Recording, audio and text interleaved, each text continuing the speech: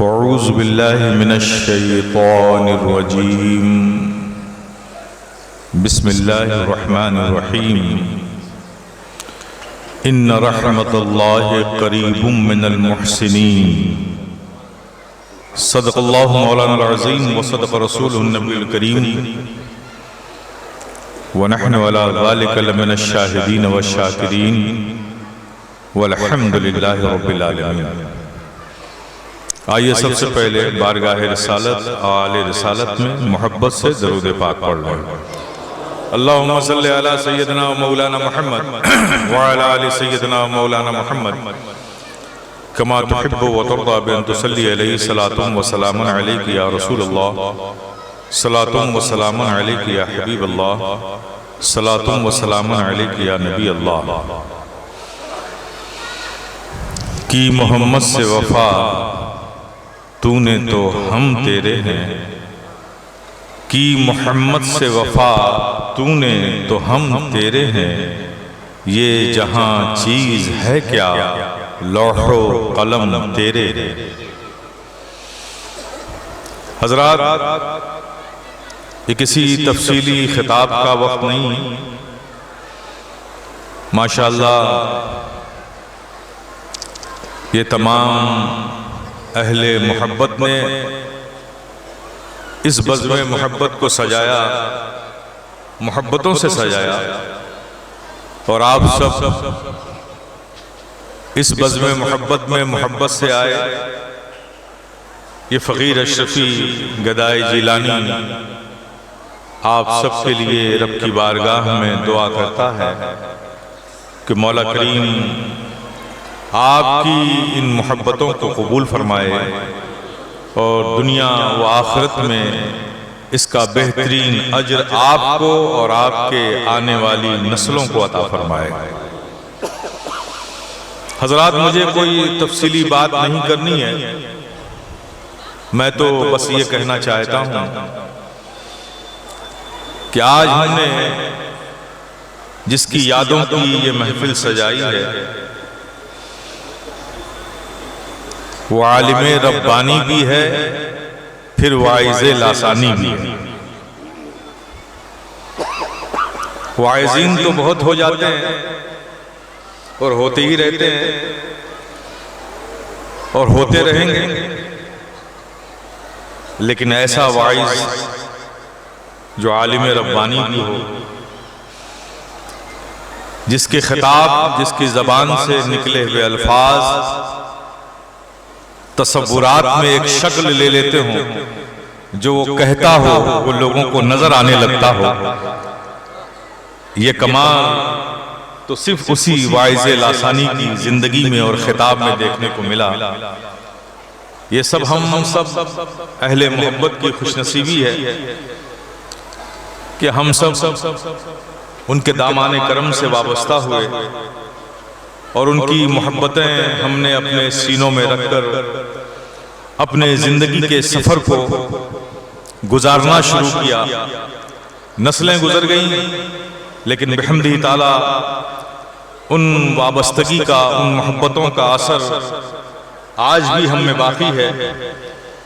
यकीनन ये सिर्फ हम सब की जानिब से ताल्लुक का कमाल नहीं है, बल्कि सच ये है कि जिससे हमें मोहब्बत है, जब उसकी भी तवज्जो और मोहब्बत होती है तो ये मोहब्बतें जिंदा रहती हैं।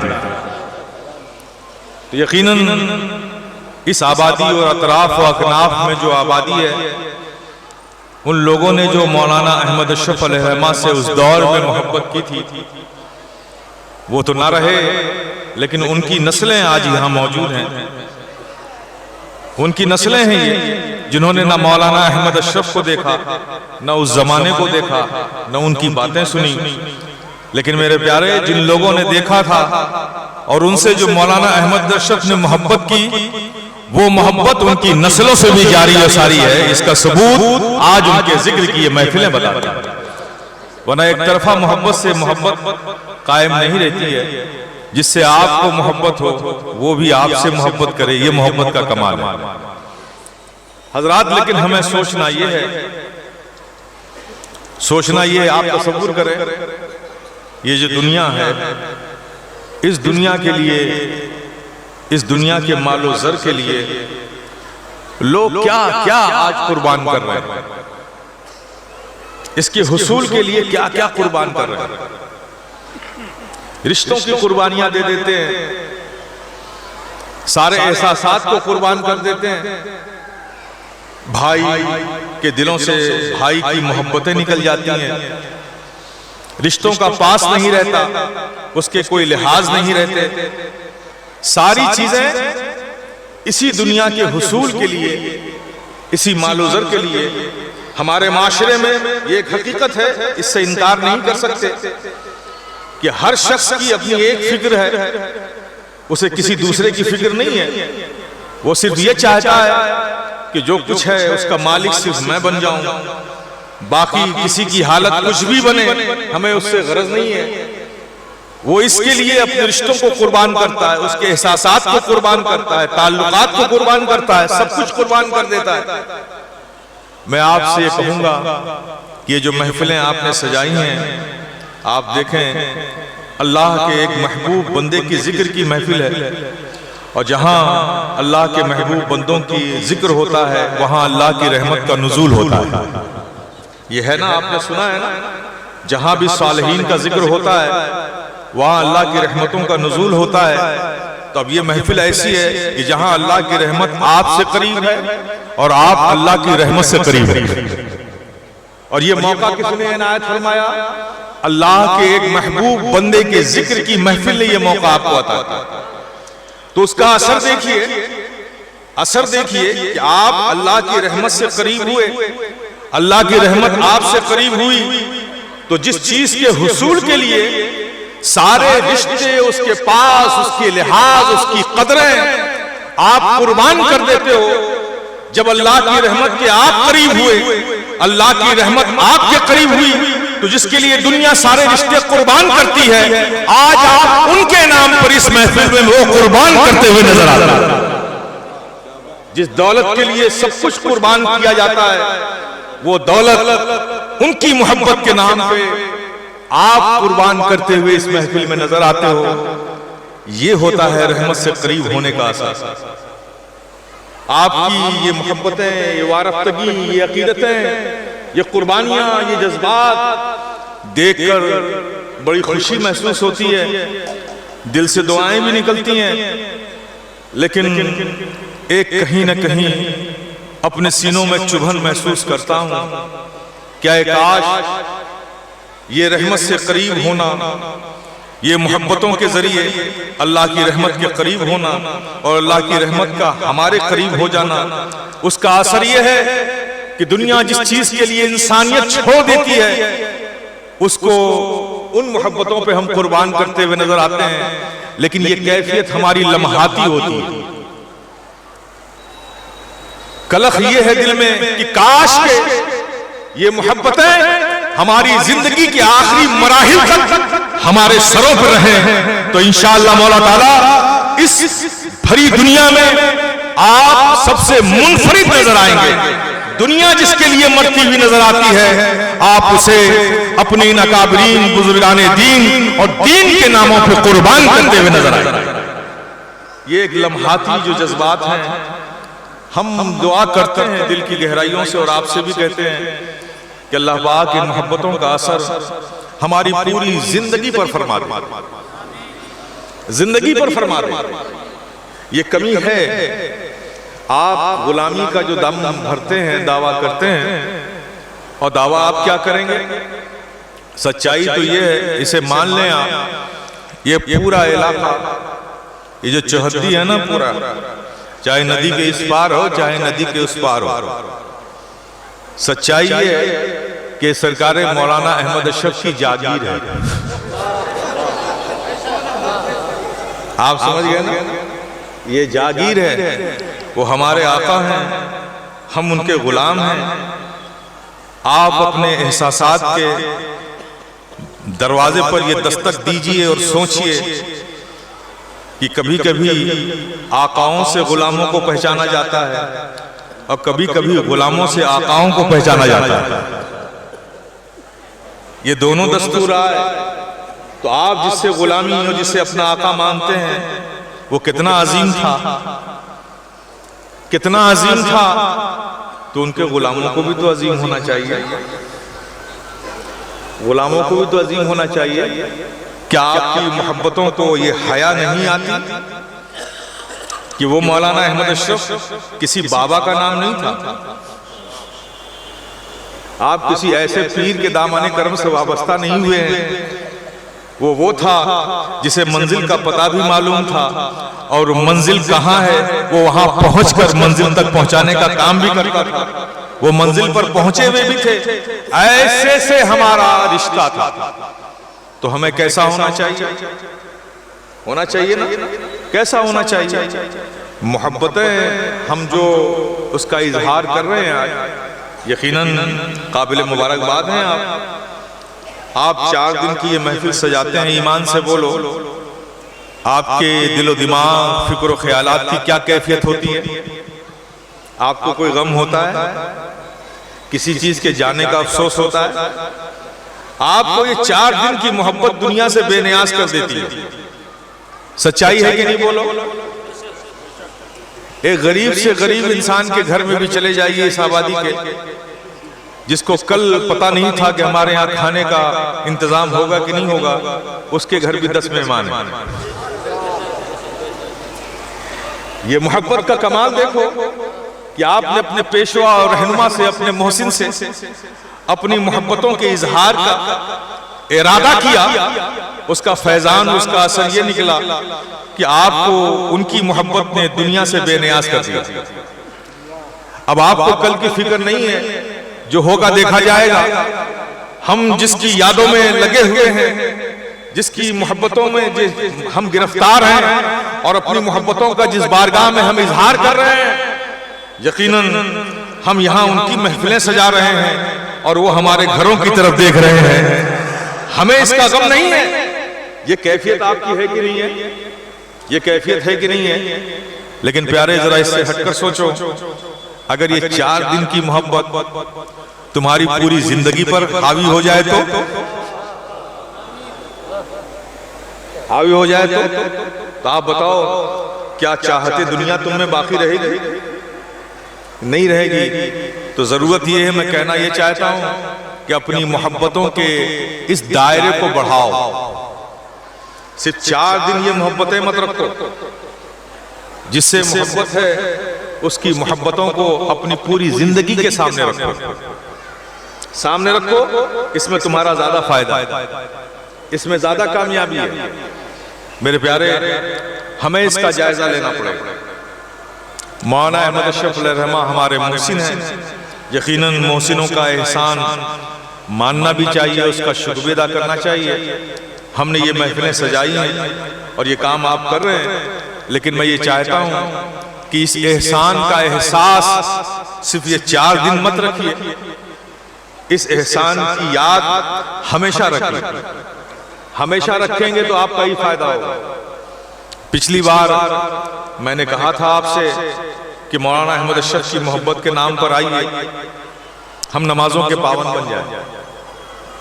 एक जोश, एक जज्बा, जाहिर है कि 3 महीने 4 महीने तक रहा। फिर उसके बाद कुछ लोगों में कमी आ गई, कुछ लोग आज भी उस पर कायम हैं। तो जो लोग कायम ना रह सके वो अपना मुहासबा करें। मैंने कहा था कि नमाज वो चीज है कि जिससे आप मोहब्बत करोगे तो वो भी एक दिन आपसे मोहब्बत करने लगेगी। फिर वो ऐसी मोहब्बत करेगी कि आप उसे छोड़ोगे तो बेचैन हो जाओगे। तो मेरा तज़किया ये है कि जिन लोगों से छूट गई उन्होंने नमाजें तो पढ़ी लेकिन उससे मोहब्बत नहीं की। अब फिर मैं आपको दावत देता हूं कि अब फिर से आप शुरू कर दीजिए और उससे मोहब्बत करके शुरू कर दीजिए, मोहब्बत करके शुरू कर दिए। दुनिया में बुराइयां बहुत है मेरे प्यारे, बुराइयां बहुत हैं। किसी भी दुनिया के निजाम में ये कुव्वत ही नहीं है कि इंसान को बुराई करने से रोक दे। हाँ, हर कानून जुर्म करने के बाद सजा तो दे सकता है, लेकिन किसी को जुर्म करने से नहीं रोक सकता। ये कमाल किसी भी ज़ाब्ते में, किसी भी कानून में नहीं है कि आपको कोई जुर्म करने से रोक दे।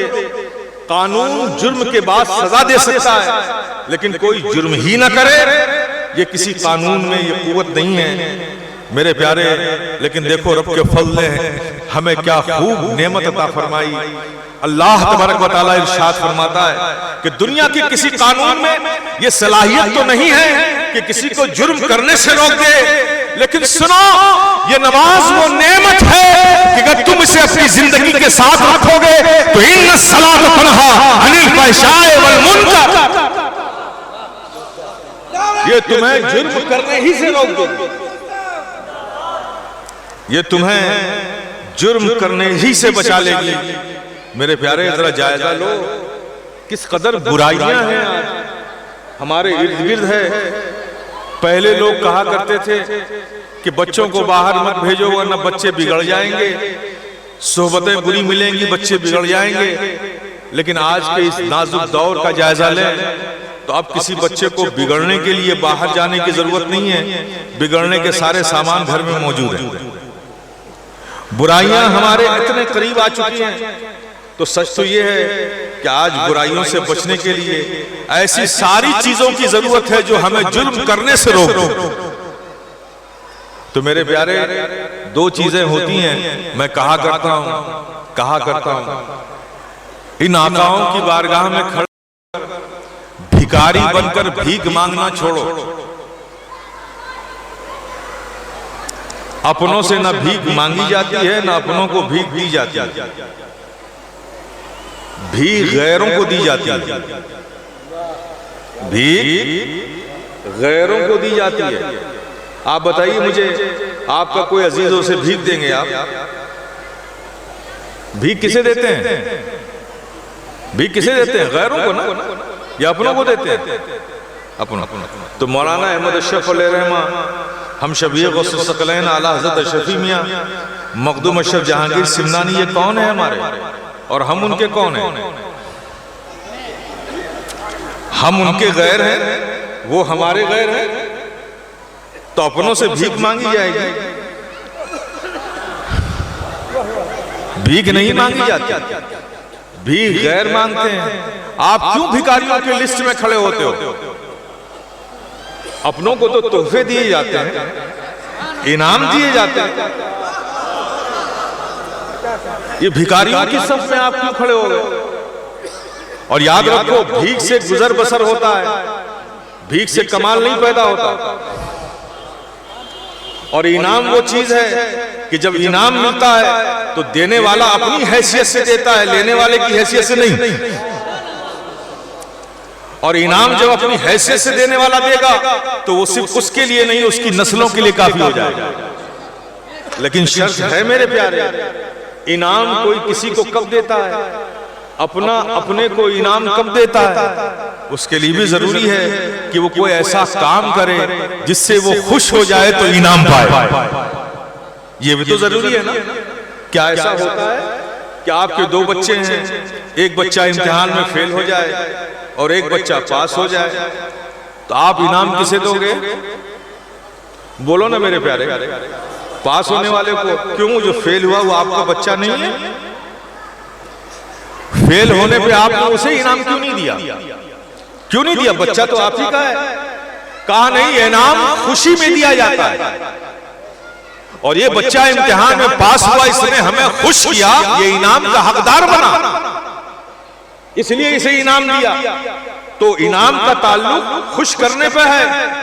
तो मेरे प्यारे, भिखारियों की सफ में खड़े होकर इन आकाओं की बारगाह में भीख मांगने की आदत बदलो। भीख मांगना छोड़ो, हकदार बनकर अपना हक लो।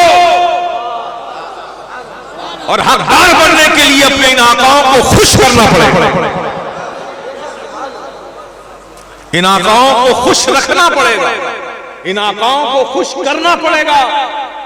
अब आप अपनी समझ को जरा से उसका जायजा लीजिए। क्या आप ये समझते हैं कि इन आकाओं की खुशी सिर्फ इन महफिलों के सजा लेने में?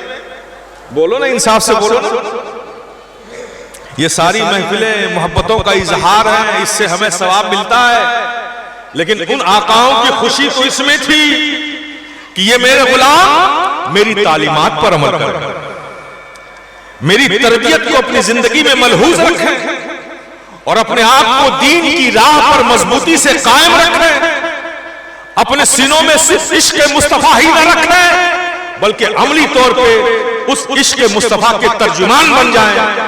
उनकी जिंदगी का हर लम्हा गुलामी मुस्तफा से सरशार हो। वो जिस सिमत निकले उन्हें अपना तारुफ, अपनी पहचान कराने की जहमत ना उठानी पड़े, बल्कि उनके चलने के अंदाज को देखकर दुनिया कह उठे कि जाने वाला सिर्फ एक इंसान ही नहीं है बल्कि ये बाकमाल इंसान है, इसलिए कि ये मुस्तफा का गुलाम है।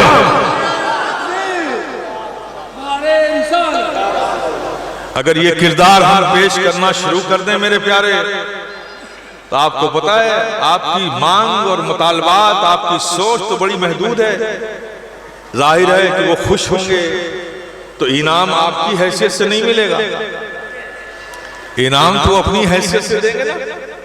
और जब मखदूम सिमना हम शबीए गौस सकलैन सरकार कला हुजूर मौलाना अहमद अशरफ आलिम रब्बानी अपने मकाम और अपनी हैसियत से इनाम देंगे तो मेरे प्यारे वो सिर्फ तुम्हारे लिए नहीं, तुम्हारी आने वाली नस्लों के लिए काफी होगा। अब आपको ये तय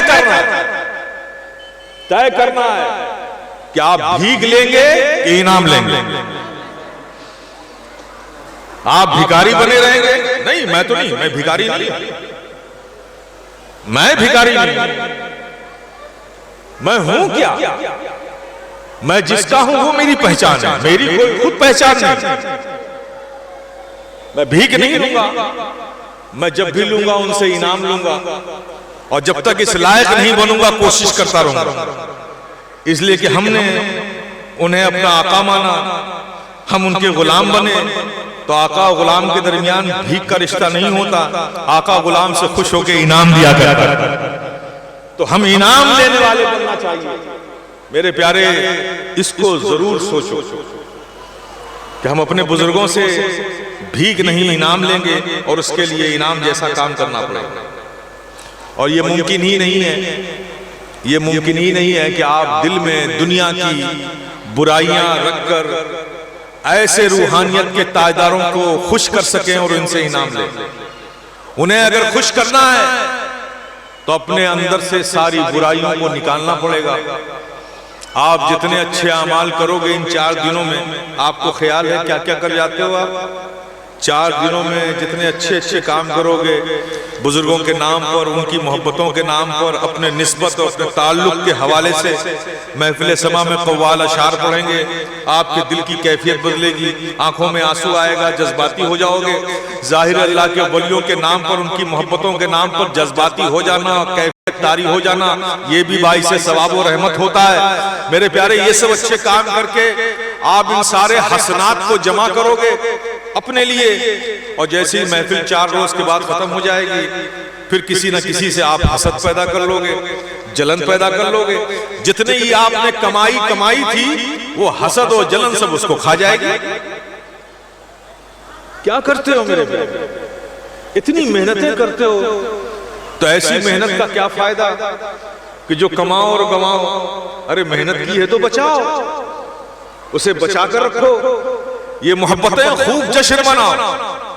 तुम कैसे समझते हो कि तुम उनके नाम पर कुछ खर्च करोगे वो तुम्हें गुर्बत भरी जिंदगी में जीने देंगे? ये तो बिल्कुल हमारी गैरत को ये गवारा नहीं कि कोई अगर हमारे घर तोहफा भेजे किसी बर्तन में रखकर तो हम खाली बर्तन लौटाना, ये हमारी गैरत को गवारा नहीं। आप पसंद करते हो क्या किसी के घर से तोहफा आए तो आप खाली बर्तन लौटाते हो क्या? नहीं कि नहीं भाई कुछ हम भी रखकर भेजें। तो इन बुजुर्गों को कैसे पसंद आएगा कि तुम उनकी मोहब्बत में कुछ करो, उनकी तवज्जो तुम पर ना हो, तुम्हारी हालत पर ना हो? ये मुमकिन नहीं है। लेकिन मेरे प्यारे जो कुछ हम कमाते हैं उसे इन बुराइयों के जरिए हम गंवा देते हैं। तो थोड़ी सी दानिशमंदी का तकाजा ये है कि सब कुछ करते हो इतना शऊर भी रखो कि जो नेकियां तुम कमाते हो, जो फैजान तुम पाते हो उसे बचाओ। और आखिरी बात जो मैं कहना चाहता हूं ये है, याद रखिए ये बैतो इरादत का जो सिलसिला है, आप मुरीद होते हैं, पीर बनाते हैं किसी को। क्यों बनाते हैं पीर आप किसी को? क्या जरूरत है पीर बनाने की आपको? क्यों मुरीद बनते हैं आप?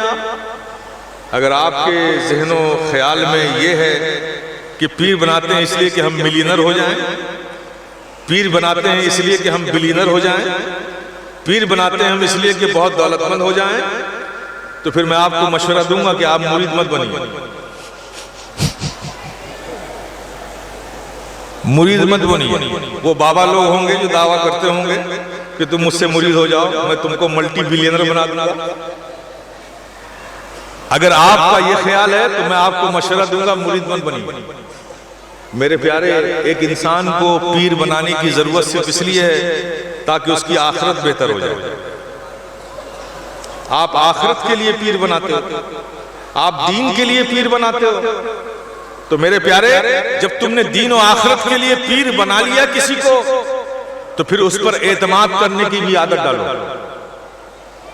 दुनिया के मामलात में तुम कुछ करो, पीर से मशवरा ना लो, चलेगा। अगर मशवरा लो तो तुम्हारा ही फायदा है।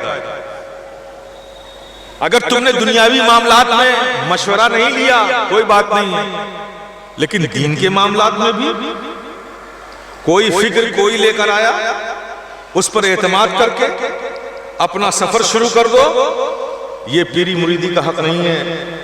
आप याद रखें, इस मामले में आपको एतमाद करना ही चाहिए। यगदरगीर मुहकमगीर, ये तुम्हें अब अपनाना ही चाहिए। अगर इसी तरह से मशवरे लेने की आदत आपने बना रखी तो यकीन जानिए, न खुदा ही मिला, न विसाले सनम, न इधर के रहे न उधर के रहे। और एक बात मैं कहा करता हूं, बड़ा पुराशोक दौर है मेरे प्यारे। हर चीज को आप समझ लें ये जरूरी नहीं है। मैं ये नहीं कहता कि इल्म दीन सिर्फ ये उलमा ही का हक है, सिर्फ यही मुफ्ती साहब बताएंगे। लेकिन आप भी अगर कुछ राय इस पर कायम करना चाहते हैं तो उसके कुछ तकाजे हैं, पूरा करें। आपको सूरह पढ़नी नहीं आती, नमाज में जो चीजें पढ़ते हैं उसमें भी जबर जेर सही है कि नहीं है उसका भी खबर नहीं है आपको। आपकी दीनी मालूमात इस मेयार की है और दीनी मसाइल में और तहकीक में आप अपनी अक्ल लगाएंगे, ये हक नहीं है आपका। अगर आप चाहते हैं कि मैं भी साहिबुर राय बनूं दीनी मसाइल में, आइए, ये दीनी तालीम है, दीनी इल्म है, इसके लिए उम्र की कैद नहीं है। आपकी 70 साल उम्र, आ जाइए मदरसे में, पहले बुनियाद को मजबूत कीजिए, नौ कवायद पढ़िए, फिर उसूल समझिए, उसूल नए को जानिए, उसूल फिक़ह को जानिए, उसूल तफसीर को समझिए, उसूल हदीस को समझिए, इल्म हासिल कीजिए ना, कौन रोकता है आपको। लेकिन अगर आप इस मैदान में नहीं हैं तो खुदारा अपनी अक्लों को महदूद रखिए। दीन के मामलात में उलमा पर ही एतबार कीजिए। मैं आगे बढ़ के बोल दूं आपको कि अगर आपके बीच कोई अहले निस्बत भी है, यकीनन उसकी ताज़ीम व तकरीम कीजिए, आपको फायदा होगा। लेकिन अगर वो आलिम नहीं है तो दीन के मामलात में उसकी भी बात मत मानिए, मत मानिए, रोकिए अपने आप को, खुदारा रोकिए, वरना आप उसे भी गुमराह करेंगे, खुद भी गुमराह होंगे। दीन का ये हक अदा कीजिए, और ये हक अदा करना ही पड़ेगा, अपनी आखिरत के लिए करना पड़ेगा, दीन और सुन्नियत के लिए करना पड़ेगा। इस फितने को रोकना ही पड़ेगा। जो अहले इल्म हैं, दीन का इल्म रखते हैं, दीनी मामलात में आप उनसे रुजू कीजिए। अगर आलिम है तो ठीक है, अगर आलिम नहीं है तो ठीक है, उनकी महफिलों में बैठिए, उनके बुजुर्गों की बातें सुनिए, उनकी दुआएं लीजिए, उनकी निस्बतों की तकरीम कीजिए, बस। इससे ज्यादा तजावुज मत कीजिए। जब बात दीन की और दीन के मसाइल की आए तो फिर उनकी बातों पर एतमाद करना 100% ये गुमराही बन सकता है। सुनी हुई बात है, अगर वो दीन की बात कह रहे हैं सही है तो मान लीजिए, अगर कुछ हटकर बात कर रहे हैं तो उस वक्त तक जब तक कि उसकी ताईद और तहकीक उलमा से ना कर लीजिए, उस पर एतमाद मत कीजिए। ये बहुत जरूरी है। अजीब अजीब तरह से एक इंतशार, एक निफाक का माहौल पैदा किया जा रहा है, उसकी खबर आपको नहीं है। जो लोग इस मैदान में हैं उन्हें ही समझने दीजिए। आपका काम है कि आप उन पर एतमाद करें। एतमाद करें। और मेरे प्यारे, अगर आप हर काम की एक मंजिल होती है, हर शोबे में एक मंजिल होती है। एक प्राइमरी स्कूल का टीचर है, तो उसकी मंजिल क्या है कि मैं किसी यूनिवर्सिटी का वाइस चांसलर बन जाऊं, ये है ना, एक टारगेट है उसके सामने। एक एसडीएम है, सीडीओ है, एसडीएम बनना चाहता है, डीएम फिर चाहता है कि मैं किसी जिले का कमिश्नर बन जाऊं। एक ब्लॉक लेवल का कोई लीडर है, उसकी मंजिल क्या है कि मैं हिंदुस्तान का प्राइम मिनिस्टर बन जाऊं। तो कोशिशें जो इंसान आगे बढ़ने की करता है, उसके सामने एक मंजिल होती है कि हमें वहां तक जाना है, हम कामयाब हो जाएंगे। तो इसी तरह से मेरे प्यारे, आप वाबस्ता हैं, मुरीदीन हैं आप, तो आपको अपनी मंजिल का पता मालूम है कि आपको क्या बनना चाहिए। सिर्फ मुरीद हो जाना ये आपकी मंजिल नहीं है। मैं आपसे भी कहता हूं, मुरीद हो जाना सिर्फ आपकी मंजिल नहीं है, बल्कि आपकी मंजिल है कि मुरीद बन गए हो तो अब मुराद बन जाओ पीर की। क्या बन जाओ? पीर की मुराद बनो, इसे अपनी मंजिल बनाओ। और मुरीद और मुराद में फर्क क्या है?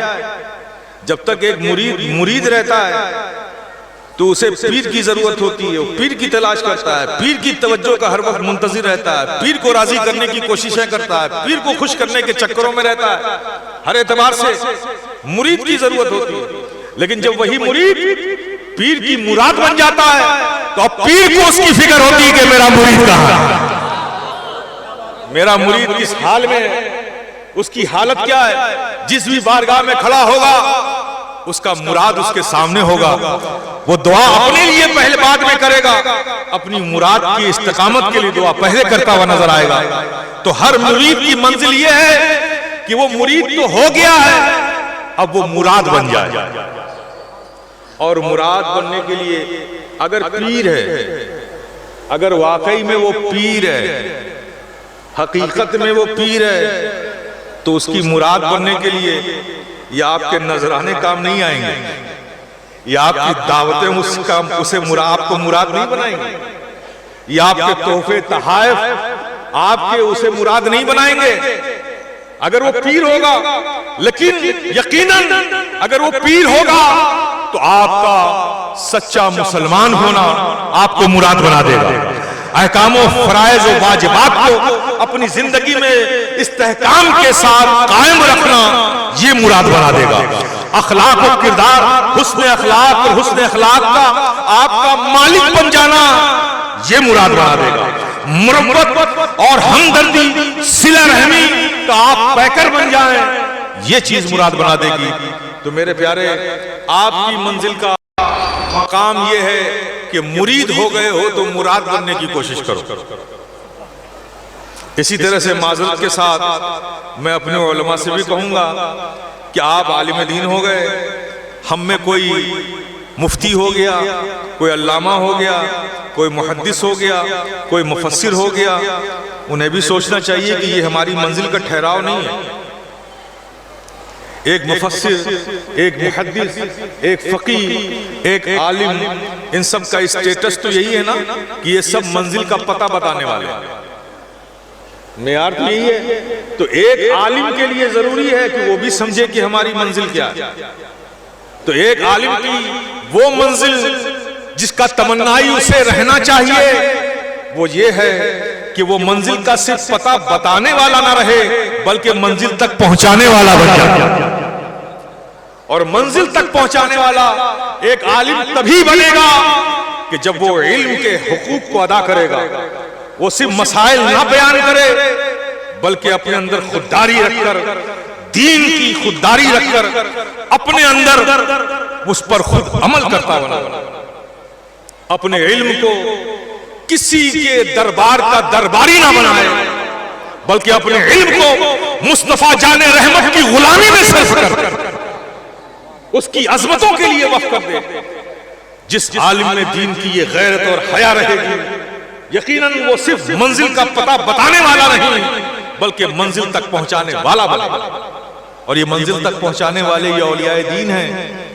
ये गलत सोच उभर गई है, बदलिए अपनी सोच को। ये इस्लाम है, इस्लाम इस्लाम का कोई मामला आपकी ख्वाहिशों तमन्नाओं पे अल्लाह ने नहीं छोड़ा है कि जो आप सोचें वही इस्लाम बनेगा।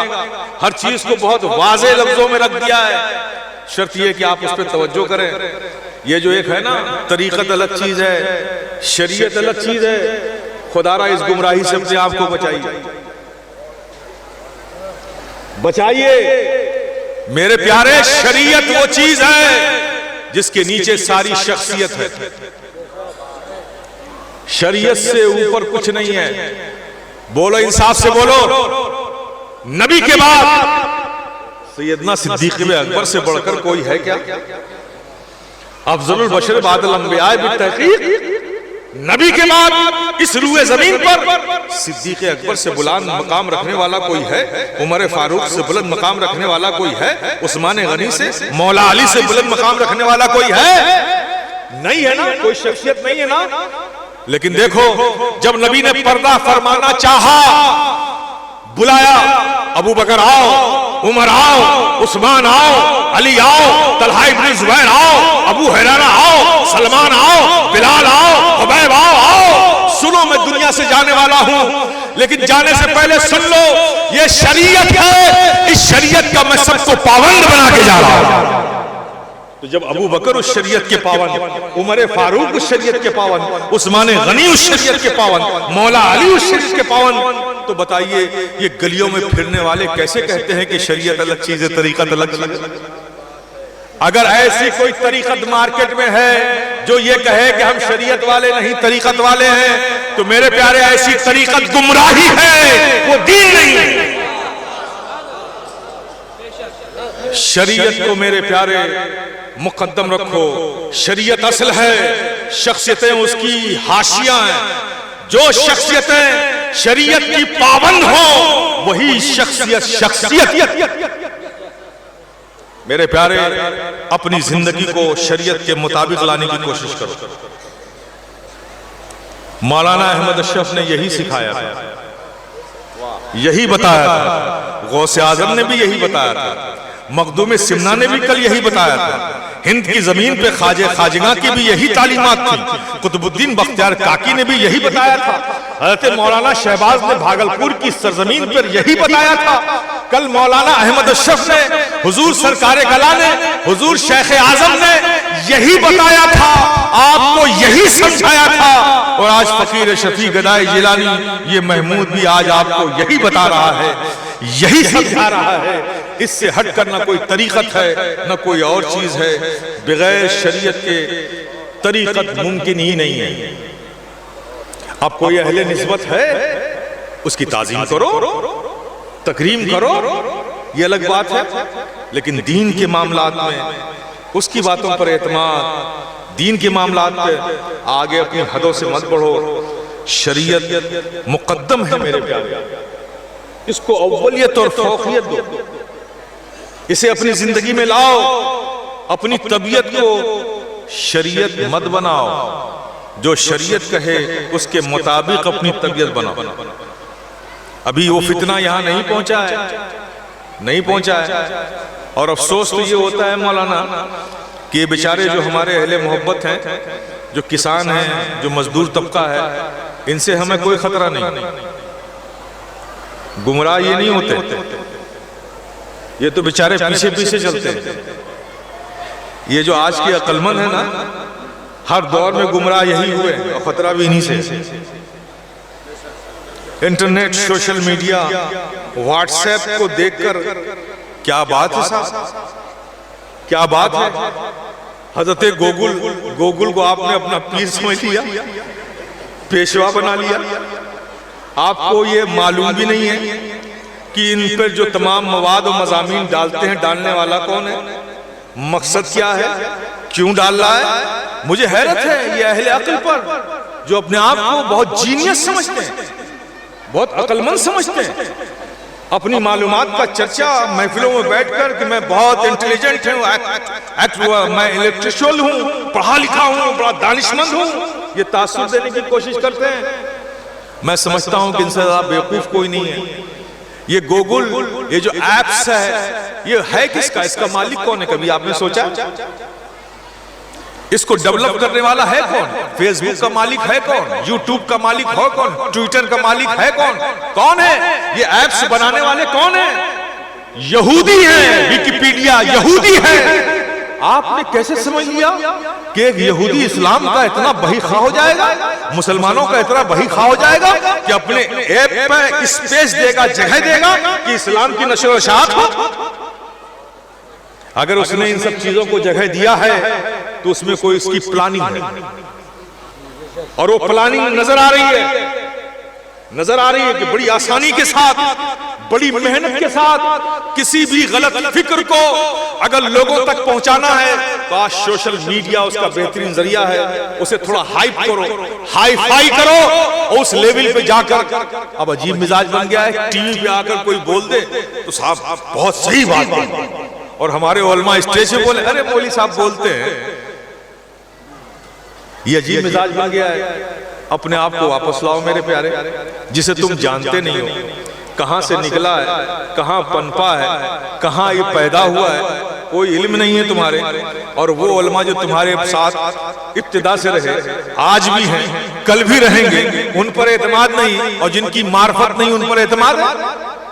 तुम्हें क्या पता कि कौन कहां सौदे करके आता है, कहां बिक गया है, किससे डील हो गई है, कौन किसके प्रोग्राम को हम में चला रहा है। तुमने सोचा किसी ने भी आके अज़मत मुस्तफा, मोहब्बत मुस्तफा, इश्क़ मुस्तफा, अदब मुस्तफा, ताज़ीम मुस्तफा इस अंदाज पे कहना शुरू कर दिया, आपने अपना समझ लिया। ये 5 जुमले तो कोई भी कह सकता है। तो मेरे प्यारे, इन जज्बाती बातों को मेयार हक मत बनाओ। ये देखो कि ये कहने वाला आखिर में क्या कह रहा है। ये सब बातें कह के हमें जज्बाती बनाया जाता है, फिर उसके बाद आखिर में एक ऐसी फिक्र छोड़ी जाती है जो हमें कंफ्यूज कर देती है। जरूरत नहीं है मेरे प्यारे, जरूरत नहीं है। जब तुमने अपना पीरे कामिल और रब के फज़ल से तुम्हें ऐसा पीर मिल गया, ऐसा दामन मिल गया जो शरीयत का भी ताजदार है और तरीक़त का भी ताजदार है, दोनों जिसकी जिंदगी में है, दोनों शोबे में जिसमें कमाल है, जब तुम्हें ऐसा सिलसिला मिल गया है तो फिर तुम दूसरों के पीछे भागते क्यों? मेरे प्यारे, आज इस बज़ में वाइज़े लासानी में मैं आपसे कहूंगा कि अपनी इन फिक्रों को समेटो, जिन चीजों पे ज्यादा जरूरत है उन पर तवज्जो दो। अभी ये सब बातों को छोड़ो और एक अच्छे सुन्नी मुसलमान बनने की तरफ तवज्जो दो। ये तुम्हारा मैदान नहीं है। अपने उलमा से सीरत का जलसा करो, सीरत पे तकरीर सुन लो, गौसे आजम की महफिल करो, गौसे आजम की सीरत सुन लो, आलिम रब्बानी का जिक्र करो, उनकी सीरत सुनो। और तुम्हारी जिम्मेदारी जो है इन सब मसाइल पर नहीं है। तुम्हारी जिम्मेदारी ये है कि जो जो खामियां और खराबियां तुम्हारी जिंदगियों में है उसे निकालो और अच्छाइयों को अपनी जिंदगियों में लाओ। जो फराइज वाजिबात और अहकाम हैं उस पर मुस्तैदी के साथ अमल करो, नमाज की पाबंदी करो, रोजे रखो, एक अच्छे इंसान बनने की कोशिशें करो। इसकी फिक्र नहीं है, दुनिया के मामलात की फिक्र लेकर ढोरे। अगर इतना ही ज़ौक़ है तो आ जाओ ना मदरसे में भाई, कर दो वक़्फ़ अपनी जिंदगी। जब उस लायक बन जाओगे तो सोचो, कोई रोकता नहीं है।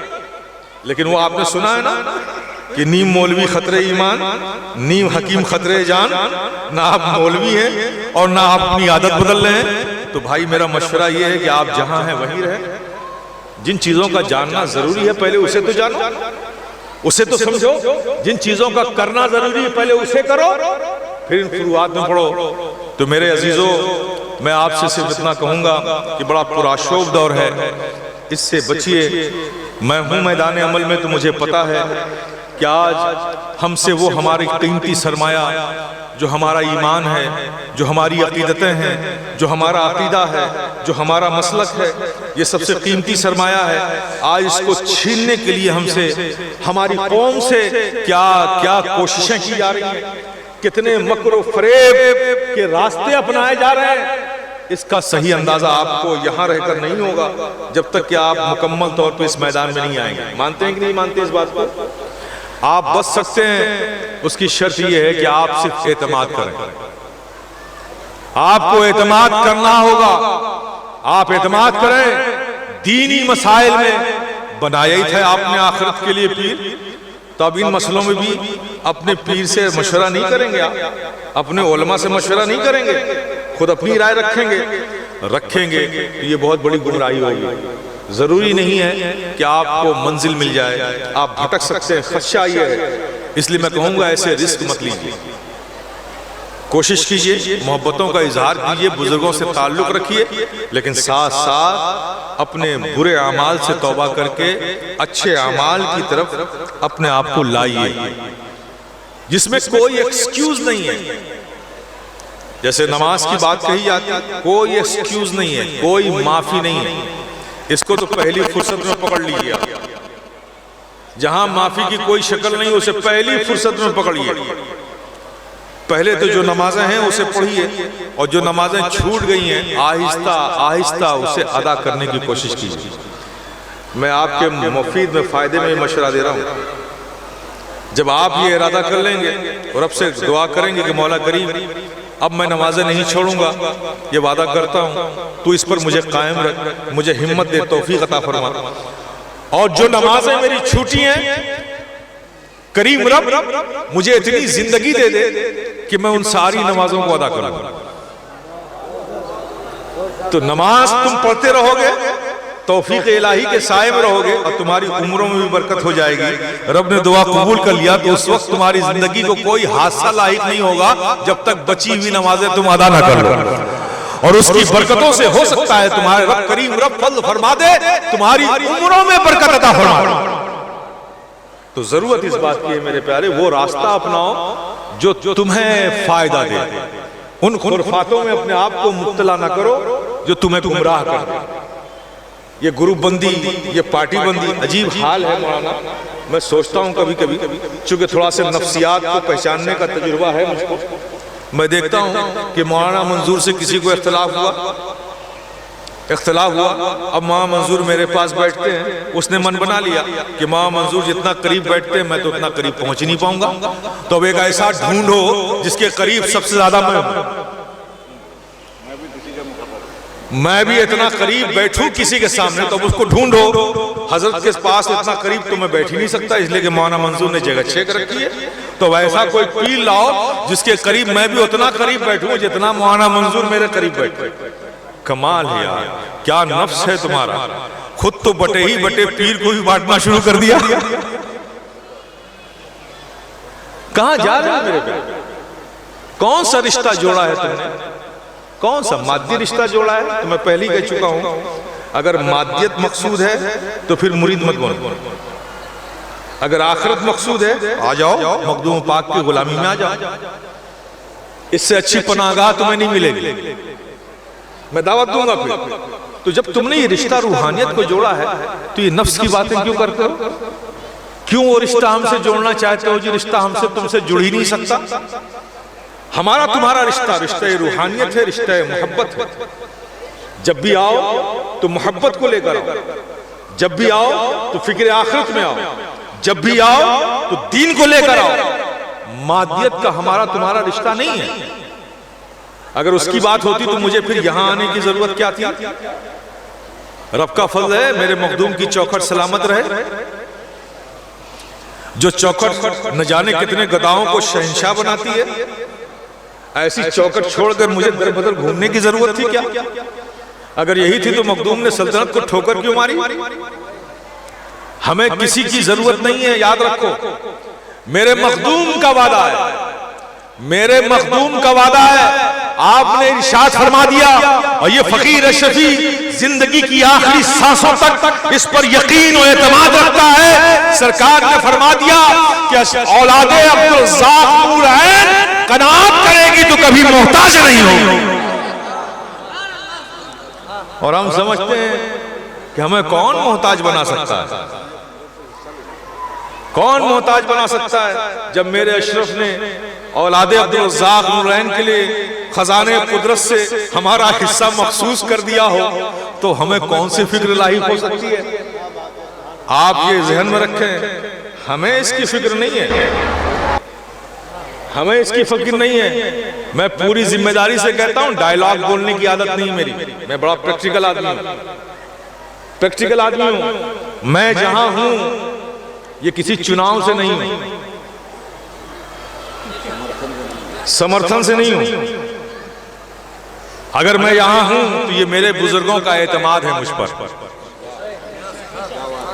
ये उनका एतमाद है कि मुझे उन्होंने अपनी जगह दी और बिठाया।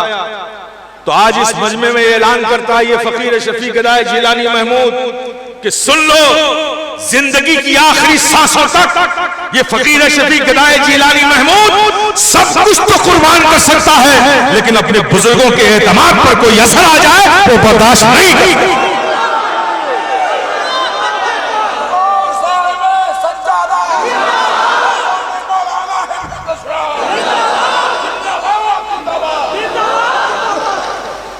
हमें अपनी तारीख मालूम है, अच्छी तरह से हमें अपनी तारीख मालूम है। हमें बताया है, हमारे अजदाद ने बताया है। मौला अली की जिंदगी बताती है, हसनैन करीमैन बताते हैं। हमारे आबा अजदाद यही हमें समझा कर गए। उनकी जिंदगी हमारे सामने है, उन्होंने हमें खूब समझाया है और करके बताया है। ये फकीर शफी जिंदगी के उसी पहलू पर नजर रखता है। हसनैन करीमैन, आप मुझे बताओ, करबला की जमीन पर बच्चों को कुर्बान किया, किसके लिए? किसके लिए? अपने भतीजे को कुर्बान किया, किसके लिए? हज़रत असगर को कुर्बान किया, किसके लिए? हज़रत अकबर को कुर्बान किया, किसके लिए? हज़रत कासिम को कुर्बान किया, किसके लिए? हज़रत अब्बास को कुर्बान किया, किसके लिए? ये सारी कुर्बानियां इमाम हुसैन ने करबला की जमीन पर किस चीज के लिए दिया? बोलो, इंसाफ से बोलो। दीन के सिवा किसी और चीज के लिए? दीन ही के लिए दिया ना, शरीयत के तहफ्फुज के लिए दिया ना, दीन की हिफाजत के लिए दिया ना। तो हमें मालूम है, हमारे जज ने बता दिया कि सुनो लोगों, दीन वो कीमती चीज है जिसके लिए बेटे को कुर्बान करना पड़े तो ये दीन से सौदा महंगा है। दीन को बचाने के लिए बेटे को कुर्बान करना पड़े तो कर दो, इसलिए कि दीन बड़ा कीमती चीज है। और हम भी ये अज़्म रखते हैं। अभी हमें ऐसे हालात ने दावत तो नहीं दी है, लेकिन आज इस महफिल में मौलाना अहमद अशरफ की रूहानियत को गवाह बना के कहता हूं, हुजूर आप मेरी भी रगों में आपका खून है।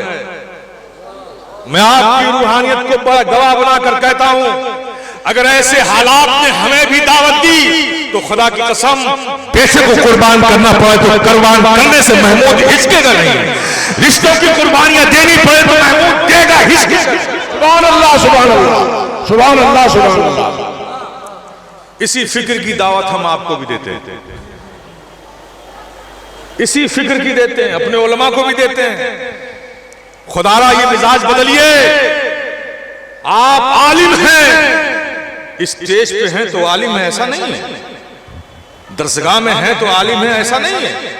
आप आलिम हैं, तन्हाइयों में भी हैं तो आलिम हैं, सोएंगे तो आलिम हैं, बैठे हैं तो आलिम हैं। किसी के पास हो आप ये मत भूलिए, अपने इल्म के हक को अदा कीजिए। एक आम इंसान के लिए जरूरी है कि अगर कोई गलत बात कही जा रही हो, उसके इल्म है कि दीन और शरीयत के खिलाफ है, तो एक आम आदमी को ये हुक्म है कि वो जो सही बात है उसे बताकर उसे रोके गलत बात कहने से, या अगर वो ऐसा नहीं कर सकता तो उसे फौरन उस महफिल से हट जाना चाहिए। ये आम लोगों के लिए, लेकिन क्या ये बात उलमा के लिए भी यही है? नहीं, उलमा के लिए नहीं है। उलमा के लिए लाजिम है कि अगर उसके लिए इल्म में कोई गलत बात आई तो वो उस गलत बात को गलत कहे और सही जो है उसे बताए। अब अगर वो आलिम शख्सियत का लिहाज करे, शख्सियत का लिहाज करे, तो मुझे बड़ी हैरत होगी ऐसी गैरत पर, ऐसी हमीयत पर, ऐसी खुददारी पर। करे मियां, जिससे ताल्लुक का रिश्ता 4 सालों पर मुहित है, जिसके दस्तरखान पर तुम सिर्फ 2 या 3 या 4 बार बैठकर तुमने उसका नमक खाया, उसके नमक की वफादारी का इतना ख्याल, और तुम 12 साल तक बैतुल रसूल में बैठकर दस्तरखाने रसूल पर तुमने जो रसूल के दस्तरखान पर बैठकर खाना खाया, उसकी नमक की वफादारी का ख्याल नहीं। सुभान अल्लाह, सुभान अल्लाह, सुभान अल्लाह, सुभान अल्लाह। उसकी नमक की वफादारी का ख्याल नहीं। तुम्हें अपना मुहासबा फिर करना पड़ेगा कि तुम आलिम हो तो किस मेयार के हो। तो मेरे प्यारे, मेरे अजीजों, आज वक्त आया है दीन की अजमतों के लिए, शरीयत की प्रायोरिटी के लिए उठो। हक व बातिल के दरमियान फिर एक खत्ते इम्तियाज खींचो। जो शरीयत के मुताबिक है वो हमारे सरों का ताज है, और जो शरीयत से जिसकी जिंदगी बाहर है, अगर निस्बत वाला है तो ताजीम करो और उसे भी लाने की कोशिश करो, उसे भी लाने की कोशिश करो। अब अकीदतों में थोड़ी सी तब्दीली लाओ अपने, वरना तुम भी गुमराह होगे और उसे भी हिदायत पे आने के सारे रास्ते बंद कर दोगे। मसलक और अकीदा और ईमान के मामले में कोई समझौता न हमारे बुजुर्गों ने किया है, न उनके मानने वालों को करना चाहिए। आप समझ गए ना? ये मसले आएंगे, हम समझते हैं मसले आएंगे। कुछ इस आबादी में भी बड़े इंटेलेक्चुअल लोग निकल गए, आप समझ गए ना? मैं इस आबादी के रगो रेशे से वाकिफ हूं। लोग जो कहते हैं ना, गलत नहीं कहते। आज की जितनी नस्ल है करीब करीब सब मेरे सामने पैदा हुआ, जिनका बचपना मेरे सामने गुजरा है, मैं सबको पहचानता हूं। कुछ लोगों को ये बड़ा खत हो गया। तो मेरे प्यारे, हम अपने बुजुर्गों की रविश पर कायम हैं, तुम अपने बुजुर्गों की रविश पर कायम रहो। वाह, सुभान अल्लाह, सुभान अल्लाह। ये रिश्ते मोहब्बत चलता रहेगा, मंजिलें गुजरती रहेंगी, सफर आसान होता रहेगा और एक दिन हम मंजिल तक पहुंच ही जाएंगे। सुभान अल्लाह।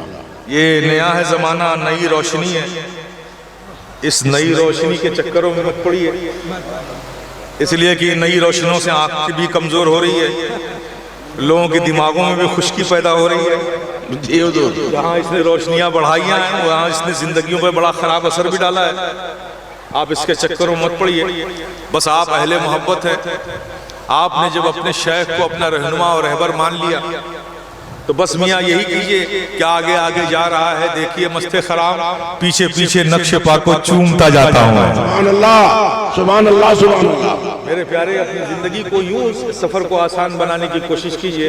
ये सब इख्तिलाफात में मत पड़िए, बस कोशिश कीजिए, पै दर पै, लम्हा ब लम्हा कोशिश कीजिए कि जो खामियां हैं आपकी जिंदगी में उसे दूर करने की कोशिश कीजिए, और जो अच्छाइयां हैं उसे अपनी जिंदगी में लाने की कोशिश कीजिए।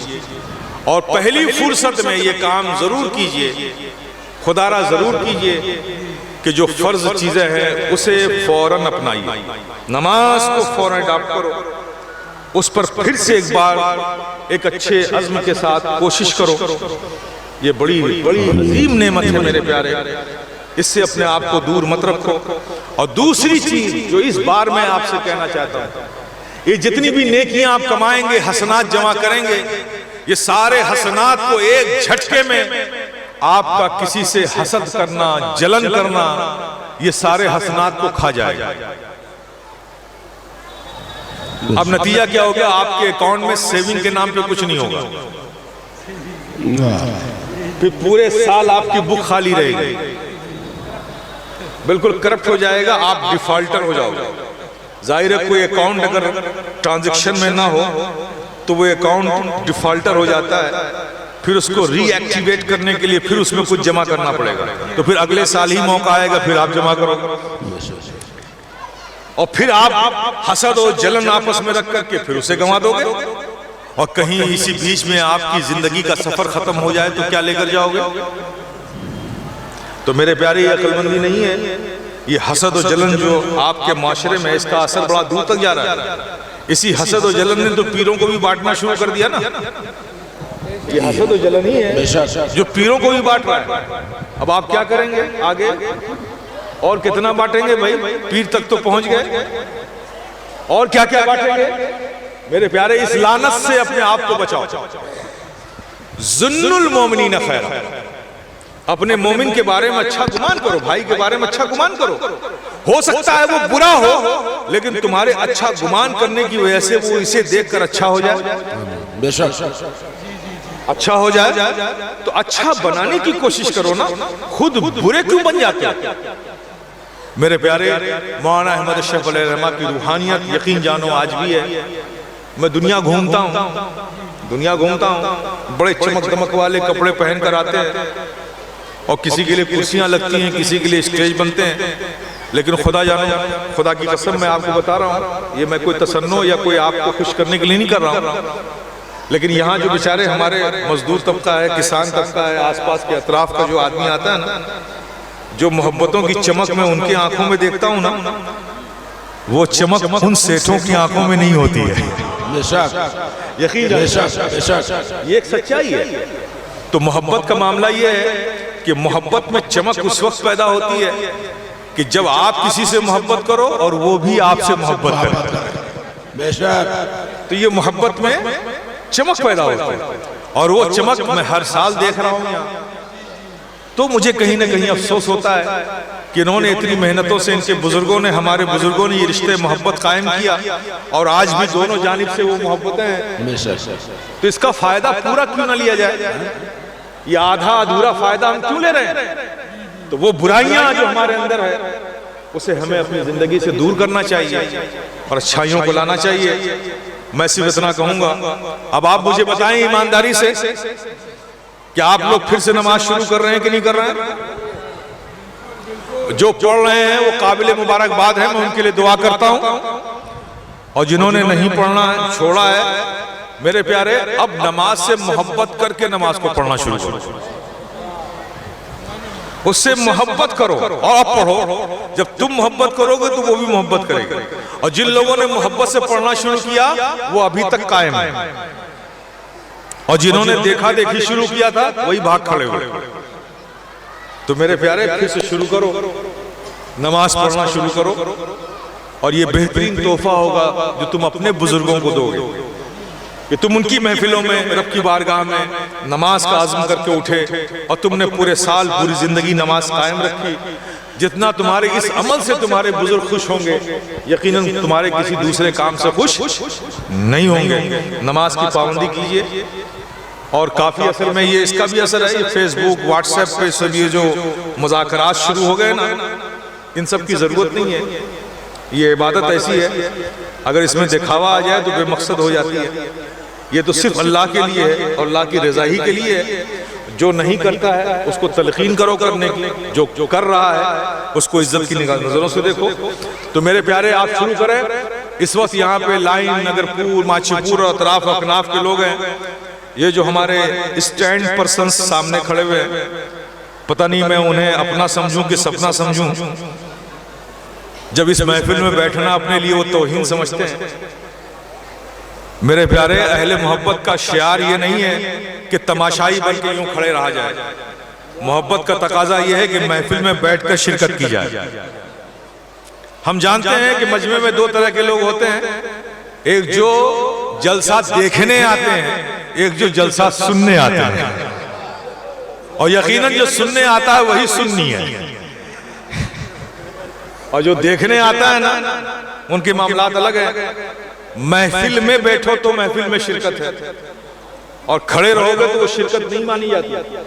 तो मेरे प्यारे, आओ हम अपने बुजुर्गों की रूहानियत को गवाह बनाकर फिर एक बार सिद्ध दिल के साथ ये अज़्म करते हैं, और रब की बारगाह में ये दुआ करते हैं कि मौला, हम सब सामीन, और जहां तक आवाज पहुंच रही है, हम सब तेरे इस महबूब और बरगुज़ीदा बंदे मौलाना अहमद अशरफ के उसमें उनकी रूहानियत को गवाह बनाकर तेरी बारगाह में कहते हैं कि मौला, हमने इरादा कर लिया है कि अब नमाजें हमसे नहीं छूटेगी, तू अपनी तौफीक का साया हमारे सरों पर कायम कर दे। सुभान अल्लाह, सुभान अल्लाह, आमीन। इस्तिकामत अता कर दे, हमारे हौसलों में, इरादों में मजबूती अता कर दे। इस नेमत से हमारी जिंदगी को महरूम मत रख, हमारी जिंदगी को हमेशा आबाद और शाद रख।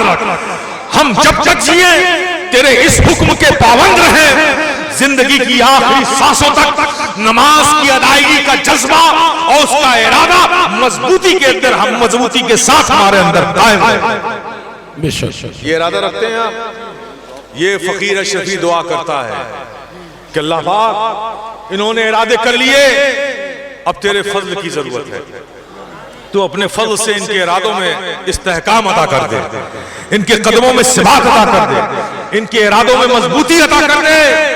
ये नमाज ज़ौक़ और शौक़ से पढ़ो, मोहब्बत के साथ करें, आमीन आमीन। यकीनन ये बहुत बड़ा काम होगा।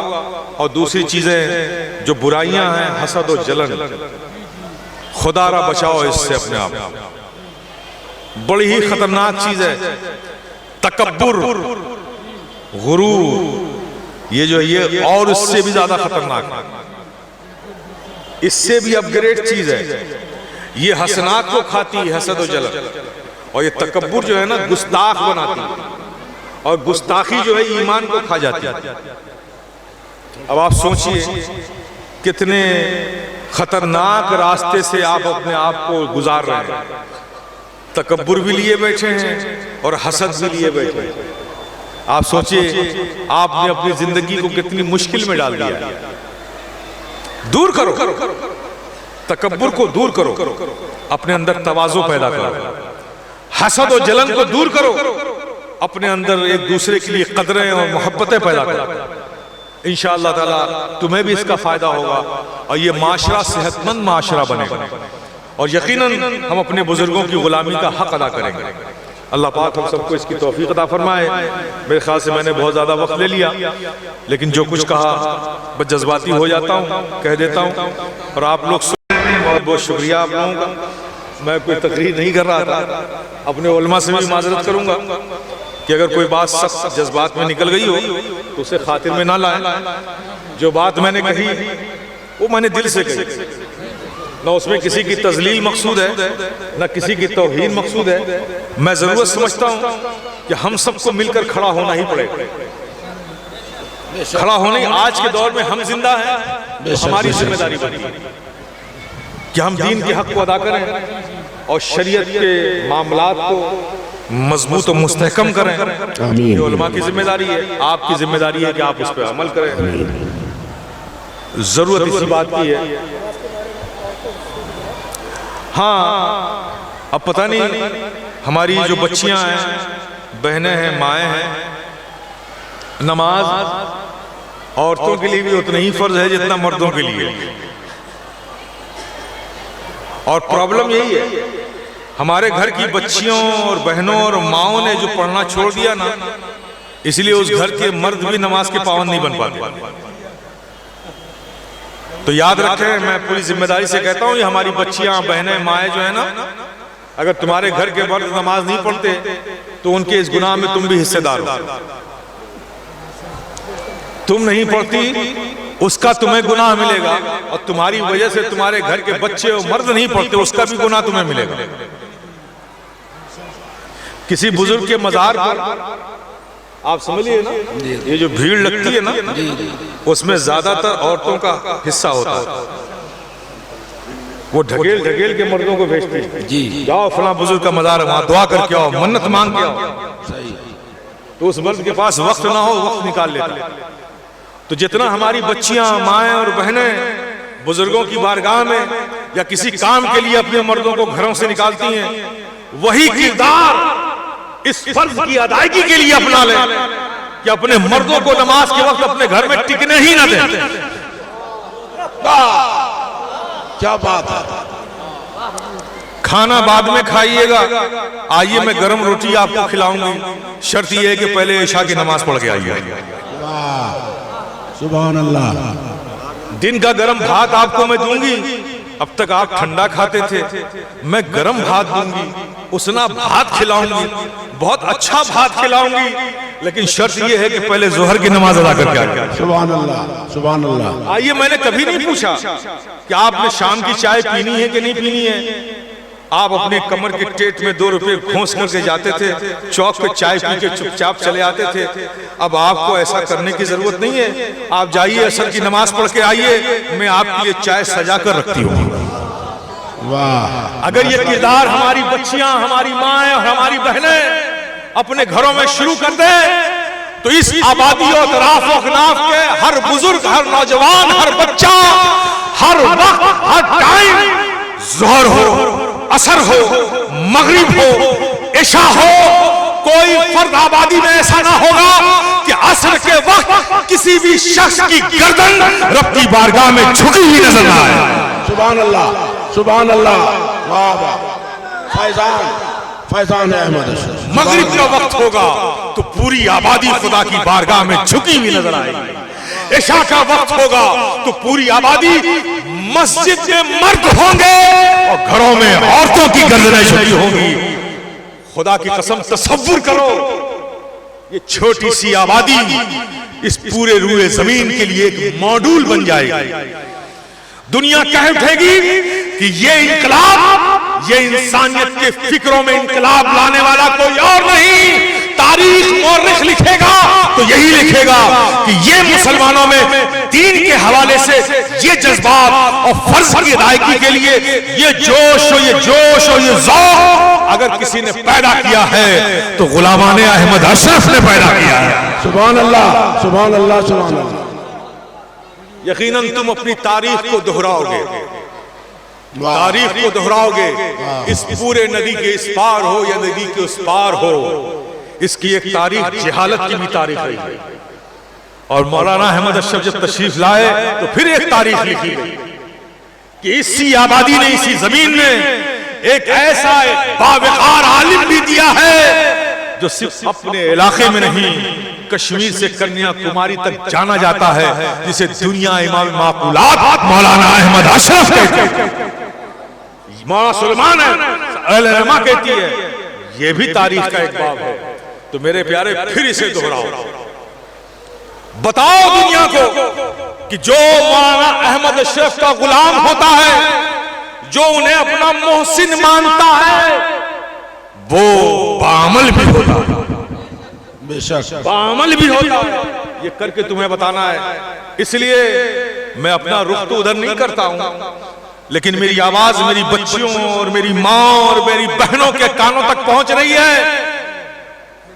मोहब्बत रखती हो तो ये फकीर शफी गदाए जिलानी, ये महमूद जो तुम मोहब्बत रखती हो, आज ये फकीर उन मोहब्बतों का तुमसे हक मांग रहा है। वाह, तुमसे हक मांग रहा है। और हक ये है कि तुम भी नमाजी बन जाओ और अपने घर के सारे फर्द को नमाजी बना डालो। सुभान अल्लाह। तुम ये हक अदा करो, फिर आओ हकदार बन के मुझसे अपना हक ले जाओ। सुभान अल्लाह, सुभान अल्लाह। आओ हकदार बन के अपना हक मुझसे ले जाओ। खुदा की कसम तुम ये काम कर डालो। सुभान अल्लाह। ये फकीर शफी हर दर पर तुम्हारे लिए खड़ा होकर भीख दामन फैलाकर भीख मांगने को तैयार हो जाए। सुभान अल्लाह। लेकिन ये काम करो, जिंदा हो तो जिंदगी के साथ जियो, जिंदा कौम बनो। अशरफ के गुलाम जहां जाते हैं जिंदगियां पैदा कर देते हैं। तुम अमली तौर पर इसका सबूत दो, बता दो कि हम इलाके में, नशेबी इलाके में रहने वाले जरूर हैं, लेकिन हमारे हौसले बुलंदियों पर है। हमारे अमल की मिसाल, हमारे किरदार की मिसाल दुनिया दे। ऐसा किरदार पैदा करो मेरे प्यारे। क्या ये फकीर शफी उम्मीद रखे साबिका रिवायात के मुताबिक सुन्नी कौन है? सुन्नी कौन है? जो सिर्फ सुनता है। क्या ये रिवायत कायम रखिएगा या इनकलाब लाइएगा कि सुन्नी वो नहीं जो सिर्फ सुनता है, बल्कि अब ये इनकलाब है कि सुन्नी वो है जो नबी की सुन्नतों पर अमल करता है। ये तब्दीली लाइए, ये तब्दीली लाइए। और दूसरी बात, हसद और जलन को दूर करना है, फर्ज के नमाज की पाबंदी करना है। तीसरी बात मेरे प्यारे, जालिम मत बनो, जालिम मत बनो। ये बड़ा हमारे माशरे में ये अजीब सी चीज पड़ गई है कि हमारे जेब में पैसा भी है, फिर भी एक मजदूर को मजदूरी देने के लिए हम टाइम देते हैं, दिन देते हैं। मत करो ये जुल्म। वो जो मजदूर तुम्हारे सामने खड़ा है ना, वो उम्मीदों से खड़ा है कि हमने दिन भर मजदूरी की, पसीना बहाया है, ये मजदूर हमें मिलेगी। और उसकी उस मजदूरी का उसके घर में बच्चे भी बड़ी हसरत से इंतजार करते हैं कि मेरा बाप मजदूरी लेकर आएगा तो आज शायद हमारे खाने में, हमारे घरों में कुछ खास इंतजाम होगा। तसव्वुर करो, जब तुम उसे लौटा देते हो, दे सकते थे उसकी मजदूरी तुमने नहीं दी, 4 दिन बाद आना। जब वो घर की दहलीज पर कदम रखेगा तो उसे पता है कि बीवी पूछेगी क्या हुआ, कुछ लाए क्या? बच्चे हसरतों से देखेंगे क्या हुआ, कुछ लाए क्या? वो बाप किस हसरत से किस हालत में कदम रखेगा कि मैं क्या जवाब दूंगा, अपने बच्चों की ख्वाहिशों की जरूरतों को कैसे पूरा करूंगा?